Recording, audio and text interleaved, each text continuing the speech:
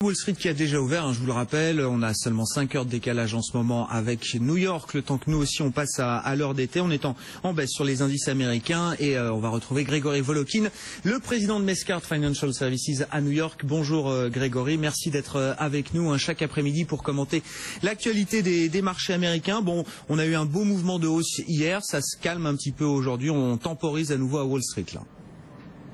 Oui, je dirais hier, les mauvaises nouvelles de la journée étaient les bonnes nouvelles. Aujourd'hui, s'il y a des nouvelles, elles ne sont pas particulièrement bonnes. C'est la statistique sur le prix à la production. Le prix à la production en hausse annuelle uniquement de 1%.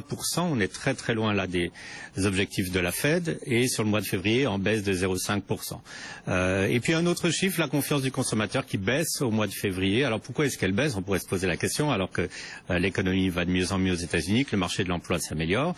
Elle baisse pour deux raisons principales. Principalement, au mois de février, il y a eu un petit rebond du coût de l'énergie. On voyait à la pompe, par exemple, que l'essence coûtait 20 centimes de plus. Et en fait, les gens ont reçu leur facture d'électricité et de chauffage. Et comme le mois de février a été particulièrement rude, leurs factures ont été tout aussi rudes. Donc un petit accident là sur la confiance du consommateur qui devrait sûrement se redresser sur les mois prochains. Bon, petite baisse effectivement de cette confiance du consommateur américain au mois de mars, selon la première estimation donc de cette statistique livrée par l'université du Michigan. Et puis une histoire assez incroyable qu'on apprend aujourd'hui, Grégory, ça s'est passé j'imagine il y a quelques années, en lien avec Steve Jobs. Tim Cook, donc l'actuel patron d'Apple, aurait ou a proposé une greffe de foie à Steve Jobs. Exactement. Quand Tim Cook a réalisé que Steve Jobs était mourant, Tim Cook a fait faire tous les tests nécessaires pour voir si sa formule sanguine et si son foie aurait été compatible comme donneur pour Steve Jobs. Il a été voir Steve Jobs avec une réponse positive en disant Mr. Jobs, je vous offre mon foie pour vous sauver la vie. Et Steve Jobs a refusé. Je pense que c'est une très belle histoire parce qu'on a toujours parlé de l'égoïsme de Steve Jobs. Là, c'est vraiment pas le cas. Et ça montre aussi que les qualités humaines de Tim Cook, qui non seulement a très très bien redirigé ou dirigé Apple depuis qu'il a repris la direction de Apple, mais ça montre vraiment aussi ses qualités humaines. C'est une belle histoire. Non, mais non seulement il a refusé, mais en plus ça l'a mis en colère, semble-t-il, Grégory. C'est ça l'histoire. Absolument. Tim Cook a dit, j'ai jamais entendu Steve Jobs crier autant. Il m'a engueulé 5 fois dans ma vie, c'était la pire des fois.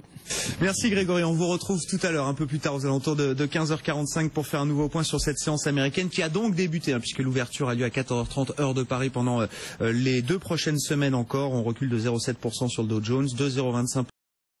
100% bourse. Intégral Bourse, Grégoire Favet. Et oui, on repart à New York. Grégory Volokhin, on vous retrouve sur place, président de Mescart Financial Services. On a une fin de semaine un peu moins mouvementée sur les marchés. Bon, enfin, ça baisse quand même aujourd'hui à Wall Street. On a eu une belle hausse hier. Les ventes au détail étaient mauvaises, donc le marché est monté sur cette mauvaise nouvelle, espérant que la Fed allait se montrer un peu plus patiente. Là, on a eu 2 chiffres économiques là qui sont un peu décevants. Ça n'a pas l'air de, cette fois, faire tellement plaisir au marché. Non, je dirais que c'est même des chiffres qui n'ont pas été tellement commentés. Les prix à la production pour le mois de février et la confiance du consommateur. On estime que pour le consommateur, surtout dû à un petit rebond du coût de l'essence à la pompe et aux factures d'électricité et de chauffage. Je dirais ce qui est plus intéressant, c'est de voir un peu cette inverse corrélation qu'il y a ou qui s'est mise en place entre le dollar, le pétrole et le marché américain. Quand on a vu à la fois le dollar se stabiliser ou refaiblir un tout petit peu et le pétrole se stabiliser ou remonter un tout petit peu, c'était bien reçu par le marché américain qui rebondissait. Et là, on a exactement les 2 phénomènes contraires aujourd'hui. Une nouvelle chute assez forte du cours de l'énergie due à ces commentaires vraiment de l'IEA. Qu'est-ce qu'ils nous disent Parce que je l'ai même pas dit, Grégory. J'attendais que vous me le disiez. Qu'est-ce qu'ils ont dit, l'Agence internationale de l'énergie là? Sans rentrer dans les détails, ils disent qu'en fait, tout en baissant le nombre de plateformes de puits d'exploitation aux États-Unis dans le gaz de schiste et dans le pétrole de schiste de près de 40%, la production a continué à augmenter. Alors c'est exactement le contraire de ce qu'on voudrait. Donc ça repousse un peu dans le futur ce moment où la production américaine devrait commencer à diminuer vu qu'il y a moins d'exploitation courante. Ça remet de la pression, je dirais, sur le cours donc du baril. Il y a eu aussi les commentaires de Goldman Sachs, qui eux prévoient encore 20% de baisse sur l'année sur tout ce qu'ils appellent les commodities. Évidemment, dans les commodities, vous avez le cuivre, vous avez aussi le pétrole. Donc tout ça, ça met pression sur le secteur. Et quant au dollar, je dirais, on avait quand même envie qu'il se stabilise. Et là, il reprend vraiment une très très forte ascension ce matin. Et c'est pas trop bien ressenti par les marchés. Ouais, on revient sur les plus hauts de 12 ans hein, pour le dollar. Et nous, du coup, ça nous donne un euro au plus bas depuis 12 ans sur cette parité euro-dollar, puisqu'on retombe à 1,05. Je vous rappelle que c'est un seuil qu'on a brièvement enfoncé hier ou avant-hier. On était tombé à 1,0495. Donc on en est vraiment pas très très loin. Le pétrole, vous le disiez effectivement, là qui chute de 3%.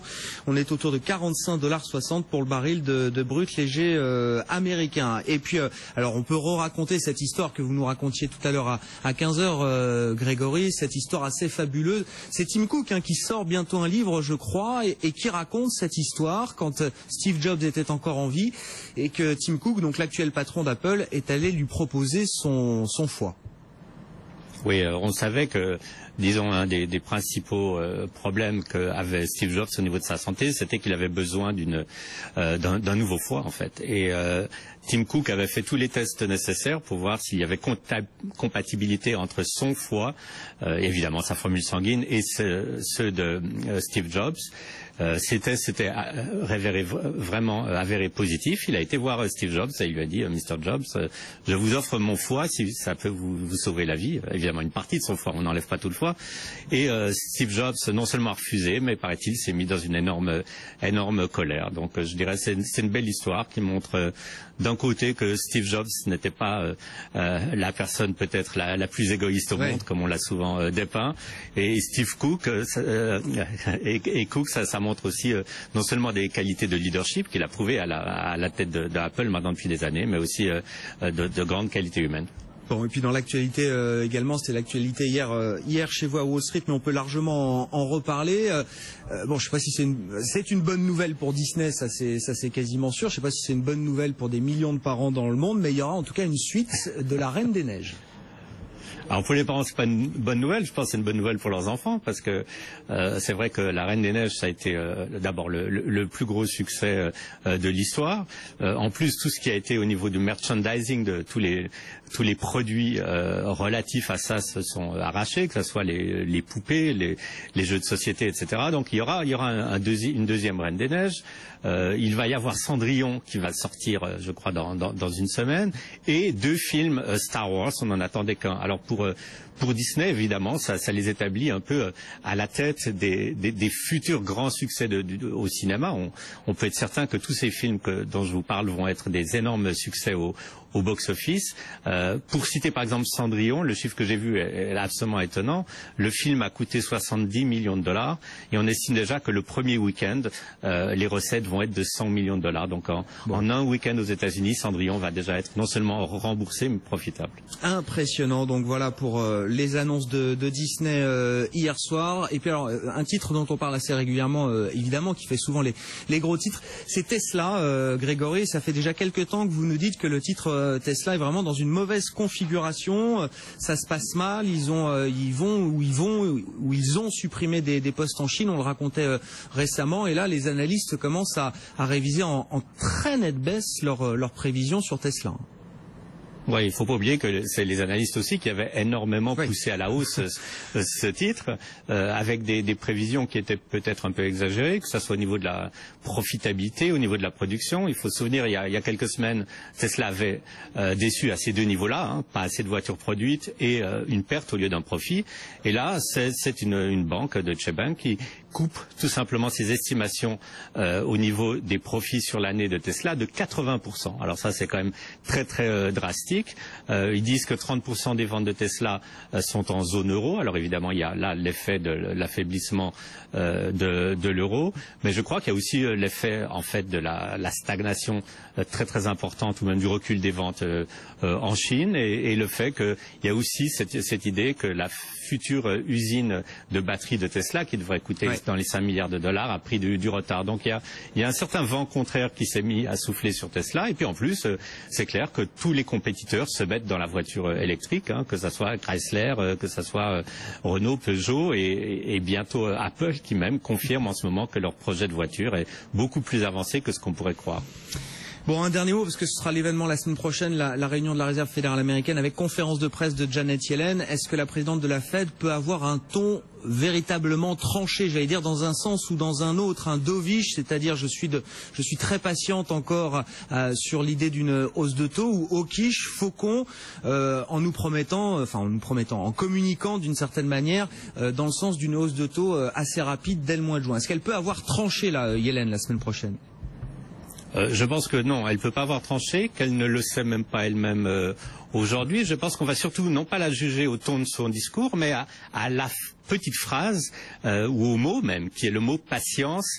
Est-ce que ce mot patience qui était dans le communiqué de la Fed à partir du mois de décembre par rapport à une future hausse des taux, ce mot patience avait été expliqué par Yellen que ça correspondait à 2 séances une fois que le mot était abandonné avant une hausse des taux. Est-ce que ce mot patience sera toujours dans le communiqué de la Fed? Si ce mot est enlevé, on aura de nouveau cette spéculation. Enfin, les investisseurs vont penser, OK, on va se rapprocher très rapidement d'une hausse des taux.